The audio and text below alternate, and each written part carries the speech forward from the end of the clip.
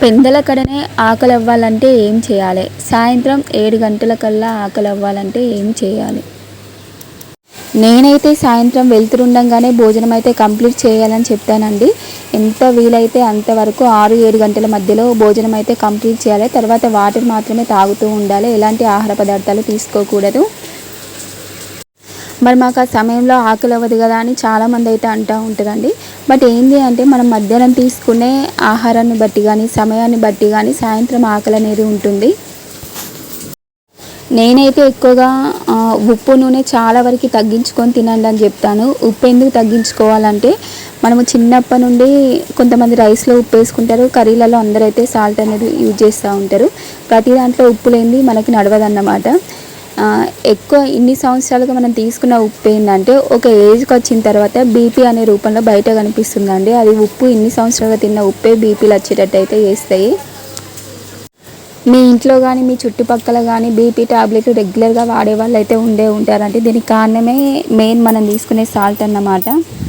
ఏదో ప్రతిరోజు టీ కాఫీలు అన్నం తిన్నట్టు ప్రతిరోజు రెగ్యులర్గా బీపీ టాబ్లెట్లు అయితే వాడుతూ ఉంటారు. అందుకే బీపీ రావద్దంటే చిన్నప్పటి నుండే మీరు సాల్ట్ తక్కువ వేయాలి, ఇంట్లో వాళ్ళకు కూడా సాల్ట్ తక్కువనే అలవాటు చేయాలి.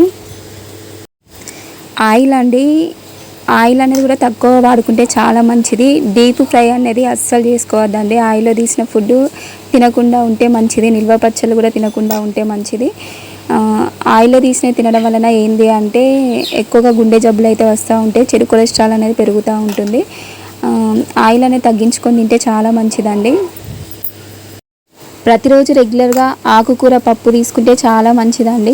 పప్పులు గ్యాస్ వచ్చినా మంచిదే కానీ పప్పులు అయితే తీసుకోవాలండి. ఎందుకంటే పప్పుల వల్ల ప్రోటీన్ లోపం అనేది లేకుండా ఉంటుంది. ఆకుకూరల వల్ల ఫ్యూచర్లో కంటికి సంబంధించిన ప్రాబ్లమ్స్ అనేవి రాకుండా ఉంటాయి. ఒక ఏజ్కి వచ్చిన తర్వాత అందరూ కంటికి సంబంధించిన ప్రాబ్లమ్స్తో కనబడుతూ ఉంటారు. ఈ మధ్యలో అయితే చిన్నపిల్లలకు కూడా ప్రతి ఒక్కరికి కంటి సమస్యలతో అయితే బాధపడుతున్నారు. అలాంటి ప్రాబ్లమ్స్ రావద్దు అంటే ప్రతిరోజు ఏదైనా ఒక ఆకుకూర పప్పు ఉండేటట్టు చూసుకోవాలి. మధ్యాహ్నం అండి మనం మరీ డీప్ ఫ్రైలు చేసినవి కాకుండా మామూలుగా అన్నము కర్రీస్ వండుకుంటారు కదా, అందులో కొద్దిగా ఉప్పు నూనె తక్కువ వేసుకొని వండుకొని తిన్నట్లయితే 1-2 మధ్యలో భోజనం కంప్లీట్ చేస్తే సరిపోతుందండి.